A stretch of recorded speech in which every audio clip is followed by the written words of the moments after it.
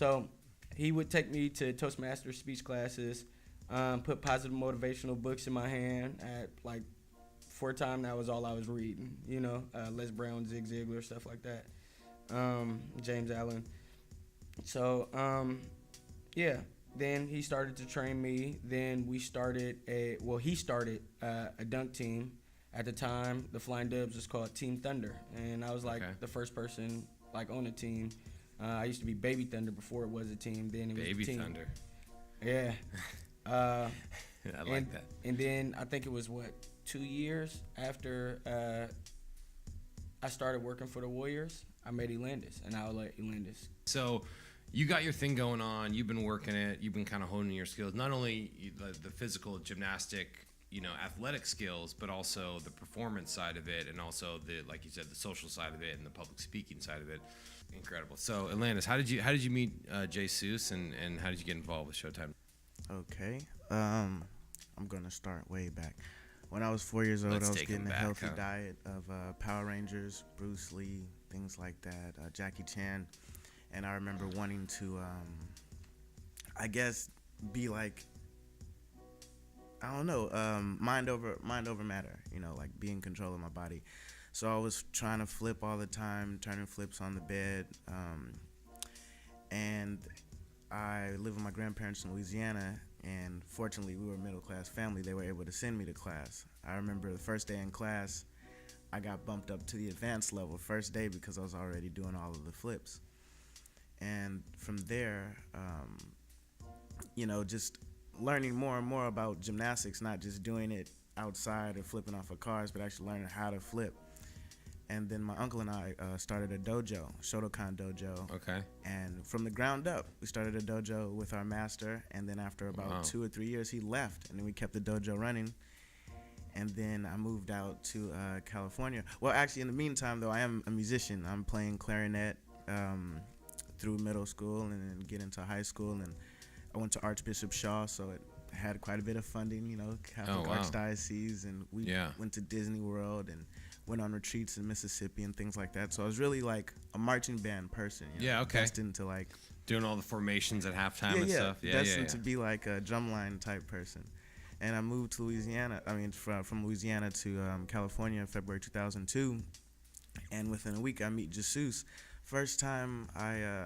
The first person I met at Emeryville High, I walk up to Emeryville High, which is where I met you. You're a substitute teacher, which is ironic. Very true. We'll tell that story in a minute. Yeah. Okay. But I was trying to keep that on the wraps, but I knew it would come out. Okay. I meet the security guard. I think his name was Will. I can't remember. But he, I talked to him about my interests. Like, I'm a musician. I love flipping. And he said, you have to meet this guy named Jesus. So I scope out the school. I find out who he is. I approach him. That was on a Monday. I approach him on like a Wednesday outside at lunch, and I say, hi, how are you doing today? My name is Elandis Brooks. Your name is Jesus. I challenge you to a flip contest. Oh, like that, huh? Like that. It was like that. Well, because he's the new guy, right? So you gotta see what he's made of, huh? I mean, I was excited.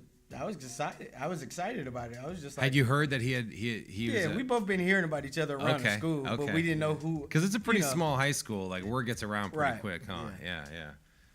But I ended up beating him by a flip, which was the back full, because he wasn't going to do it outside. He wasn't, like, he could do it. He just didn't want to do it outside, and I did it on the track. Oh, I see. And that day, I think at lunch, that day, like right after that, we walked to his house, and we got a mat and a trampoline. I remember we were pulling the mat on a... It was those little red. Was it a red wagon? A red wagon. What is it? Red Flyer. Red Flyer. Radio Flyer. Radio Flyer. That's it. Yeah. Radio Flyer. We pulled it. Yeah. We pulled the mat, and we also had a little circle trampoline, and we brought it in the gym, and then we talked to the teachers and the principal and convinced them to let us practice at lunchtimes. And then Jesus, trained me from there. He took me into the Warriors facility, which is right down the street at the Marriott Center. And I auditioned. Pretty much it was an audition for the boss. And I remember the boss said, I heard you could flip, do a back full. And we had just been practicing for like 2 hours. And I was tired, but I did that back full. And for the rest of that season, I got to bring the equipment out. And then next season, I got hired. Since then, Jesus and I have also worked for the MLB. He was stumper and I was the escort. Okay. We started, well, not even before we started, we taught my younger brother, he was our first student. We taught my younger brother how to acro dunk, and he taught him how to dance. And around this time, I went to Cal State Hayward, and I was a dance minor, so I started getting good at dance. And since then, my little brother is one of the best dancers in the world. Yeah? Like, I dummy. his name is Levi I. Dummy Allen. He is one of the best dancers in the world. Yeah. Jesus and I have started Showtime Dunk, which is a for-profit organization where we take the kids that are mature enough and on our level acrobatically to do shows. Yeah. We will hopefully be going to India in January to That's perform amazing. at one of the largest tech fests in the world. Wow. And we also have High Altitude. And through High Altitude, we train inner city youth through acrobatic and life skills training. And just like I said, being a safe haven, a place for them to come. And it started off of a family, and it's going to continue to be the family. And we just happen to have an awesome job with it. Yeah.